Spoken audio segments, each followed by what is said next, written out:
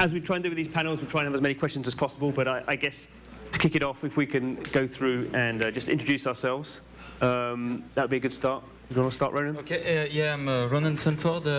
I created Etherplay back in 2016. And yeah, like a skill game platform running live for 1 year. And so here, maybe I will bring a different perspective here, because Etherplay is not really about dealing with this asset ownership, but I am sure I can bring something. Yeah. My name is Shirley Lin, and the print is wrong. We're not DIGO, we're DOGI. Yeah. DOGI, Discovery of Game Innovation, okay? And it has nothing to do with dogs either. So we're building a platform to host nothing but crypto games. Think about Kickstarter and Angel List. So we really want to fund the early stage crypto games. We think a lot of the VR developers are switching to blockchain for obvious reasons. And there is a lot of creation coming up. So that's what we want to do. We really focus on investing both through the platform, through our own fund also. All right.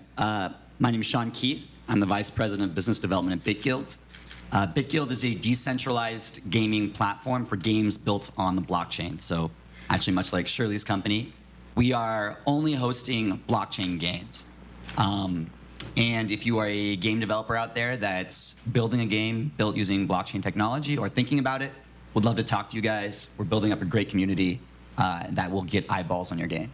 You could definitely be hosted on both. You can be hosted on both. That's true. Good. Okay, so we just had the last two talks very specifically about kind of items. I guess maybe coming from the two kind of gaming platforms, you know, I guess you're taking a slightly broader view of the ecosystem than maybe kind of William is with his kind of marketplace. How do you see the role of items in your platforms and the kind of drives that William's been talking about? How does that play out in your more gaming-centric Sure. platforms? So I think traditionally, and this is the case even now, games are vertically integrated between content and experience. And so I think that is going to continue to be the case for the next couple of years. That is to say, a lot of people that are developing games, especially in the blockchain space, the money they're going to get is going to come through the items, through the assets they're selling. You can already see that being the case with initial item offerings. And so I think that's going to be the case going forward. A long-term utopian view, which we talk about, and that I hope will come about at some point in time, is the interoperability of assets between games. But that is extremely difficult to do, and that's going to take a lot of work and a lot of cooperation between, for example, the platforms and the developers, creating a repository or a library of assets and making sure the developers that are making those assets adhere to certain standards. So that way, game experience creators can then reference all those assets automatically. I don't think there's two futures. One is where game experience creators go in and pick the assets they want to put into their game. I think a better future is where a game experience creator says, okay, I'll just access the entire library of these assets, pull them all into my game in certain very specific ways. But yeah, that's still a problem because people need to make money, and right now the money comes from the items. Yeah. Shirley. And to us, building a platform is really to help the early stages. So, you know, some of the platform help basically game developers who have experiences already building and selling assets, like William earlier said about. But we wanted the early stage, and they have experience, but they don't necessarily have the kind of assets that are good to sell in the blockchain world, which is very different. Mentality is very different with the player. So we focus on that, and after that, you know, when they get experience, and they can do all sorts of trading through other platforms.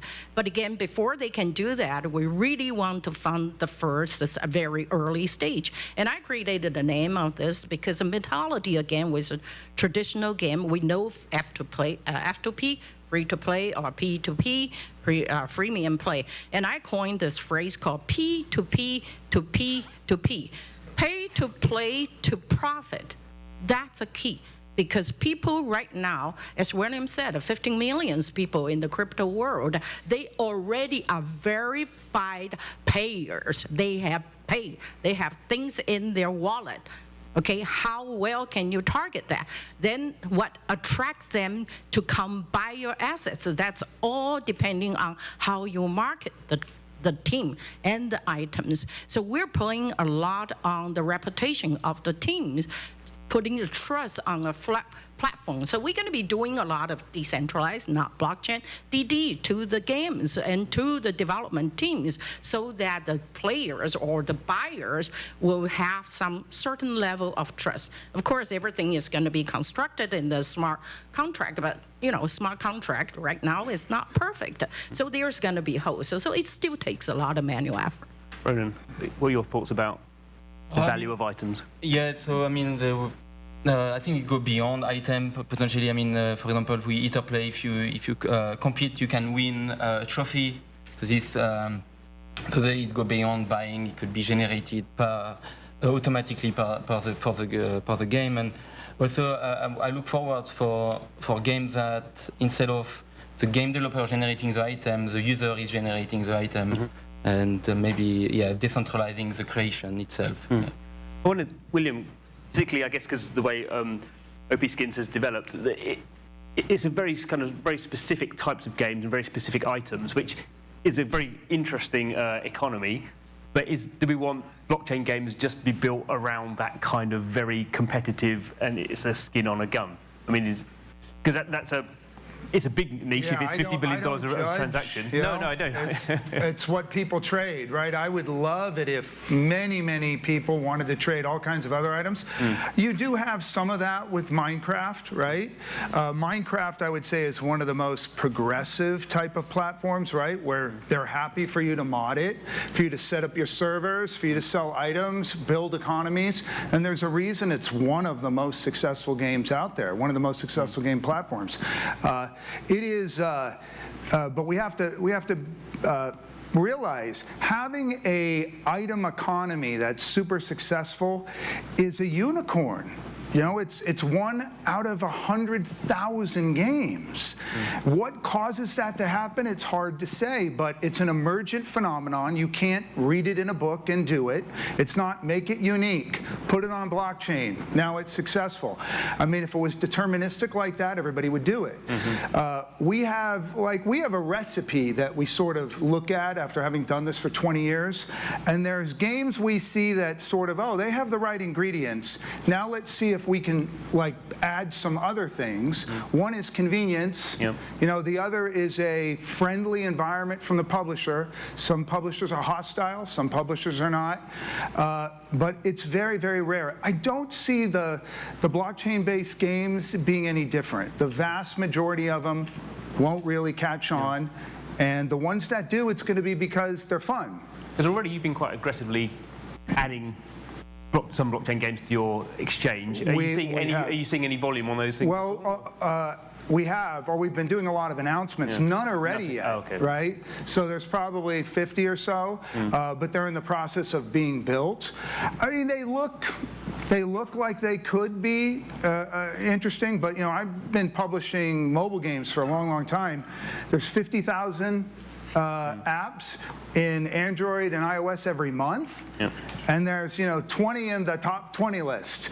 So the vast majority, they get one download from the dev and nothing else. So that's what we have to, it's not a bad thing, it's just the way it works. So the bar is very, very high to create an economy that people want to trade. And there's about $100 billion annually in the video game business. 80 billion of that is items.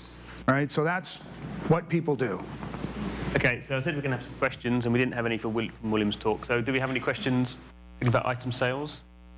Okay, where's our microphone gone? We've got a lot of questions, good. Okay, so we start with Chris at the front. Yo, Chris Hartz. You mentioned items such as male-oriented items, such as weapons and so on. Can you see Kim Kardashian type trading of women-oriented things, of clothing and whatnot? How do you think that might happen? Well, yeah, and I assume some people here are from China. Tencent does a pretty good job of creating an economy for people to trade items. Many of those are female-oriented. The difference is, Tencent is a closed economy, which is why I thought it was predictable that when Tencent recently said they're building a blockchain for trading, they also noted it's a private blockchain, Other thoughts about Sure. appealing to different audience? Well, I think the virtual world is becoming more and more important to everyone. So the digital world, rather. So not just men, but also women. People love to express themselves in the real world by buying clothing, buying shoes. You go out, you show it off to your friends, you feel good. Your friends say something about it, you feel even better. In the digital world, this has already become extremely apparent in male-dominated games and female-dominated games. So I believe going forward, and when this is going to happen, I'm not sure, but if items do become interoperable, they're not necessarily going to affect gameplay. That's not going to be the reason people are investing in these items. It's because they want to express themselves in the digital world. And so that will be just as true for male gamers and female gamers. But again, it's a ways off, most likely. Yeah, and let me just add to that. When I got involved in item trading, they were identical items, right? And the more you added, the lower the price, and they weren't that interesting. It took many years for somebody to realize, oh, let's make skins having no utility in the game, strictly cosmetic. But once we saw those, we knew that was going to be huge because, you only need one shovel or one rake, but you need an infinite number of clothes because, you want to express yourself. So this is the good thing about blockchain-based games. They've really focused on the ERC 721 aspect, the unique aspect, which I think is going to be, it's not sufficient, but it is necessary. Yeah, some of the crypto games that I have seen, because we sign up several games already, dev teams, it's a lot of the simulation of SimCities and building the real-life Cityville kind of things. And it was interesting, one of the teams, and then, you talk about getting satisfaction playing games, really getting frustration, because one team that we talk with, they want to sell real estate in Beijing. You guys all know Beijing's housing price is crazy. So it's similar that you have to pay to get that. I say, yeah, put on the sale, put on the sale. How much you pay for apartment for a little square foot kind of things. And they even build, something simulated to life. That gets people to really get a chance to play the game. You simulate in life, but you get your channel out your frustration because you can fight with the official who's giving you a hard time. I suggest them to build a prison as well, to lock the officials in, kind of things. But it's what attracted, again, I think in the beginning, like you said, those people who are playing crypto games, they really have to remember, they are playing these simple crypto games to profit, okay? Because with the hope they can profit. They are not so much like traditional video players. As a matter of fact, a video game player, console players, they're very conservative. They are very skeptical about blockchain. They're not converting easily. But I can grab attention of those who are already holding the cryptocurrency, get them to play something similar, and with the hope their currency may go up. And simulate live to attract their attention. Without getting too far into kind of gender stereotypes, I think it's interesting that for mobile games it's taken quite a long time for the kind of free-to-play, which to my mind has actually switched quite heavily to female. We've seen, I guess, like Design Home in particular, which, we talked a bit yesterday about whether blockchain games are games. I mean, you can argue quite a lot now with some of the mobile games that are successful are very lightweight in terms of their gaming aspects, but are very successful, I guess, with Kim Kardashian as well. Those are very item-based games. Obviously, it's going to have to, I think, be much easier for people to, as you said, William, to actually get access to kind of crypto before you see vast amounts of 30, 40-something women buying or having games that will appeal to them. Beijing housing is gender-free. Okay, there are lots of other questions. So, who had the questions? Oh, okay, we're right over there.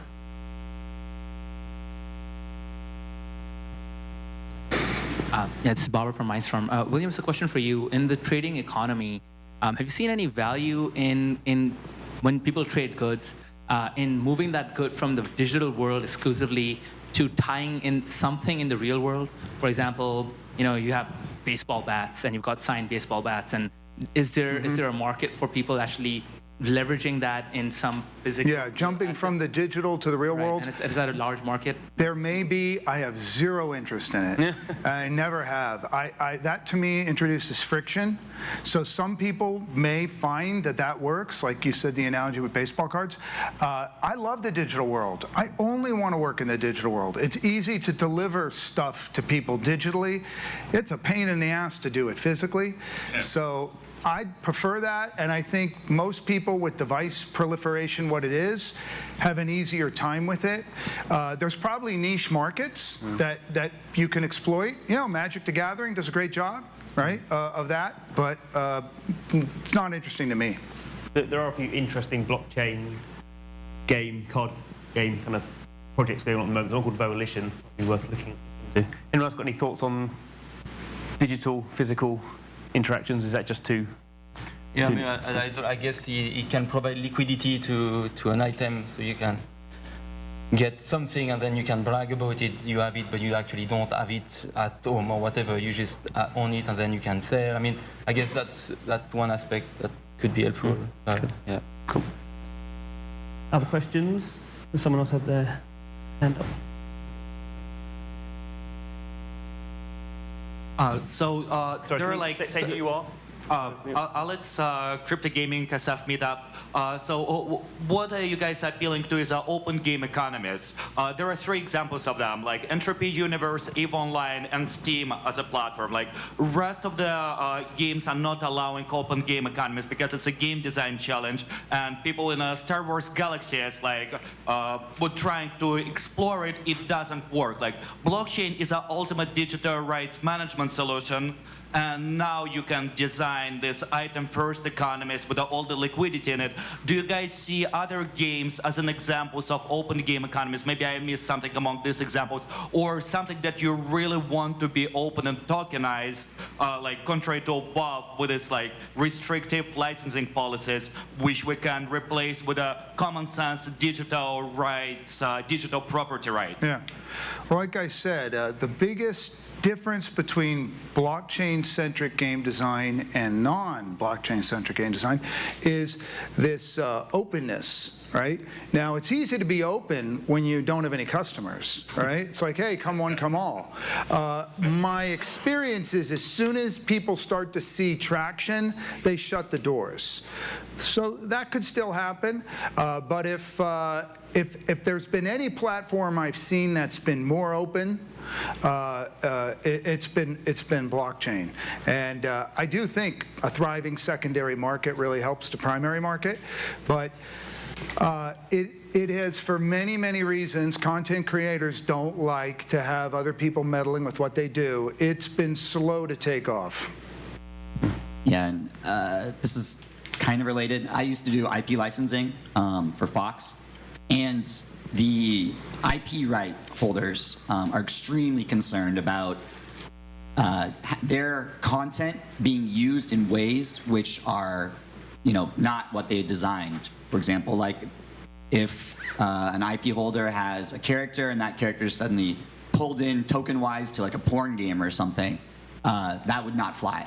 And so this is a very interesting subject because people love to collect. And one of the things they love to collect is things that they love. Like, there's so many IP games out there that have been very successful just because people wanted to collect the characters.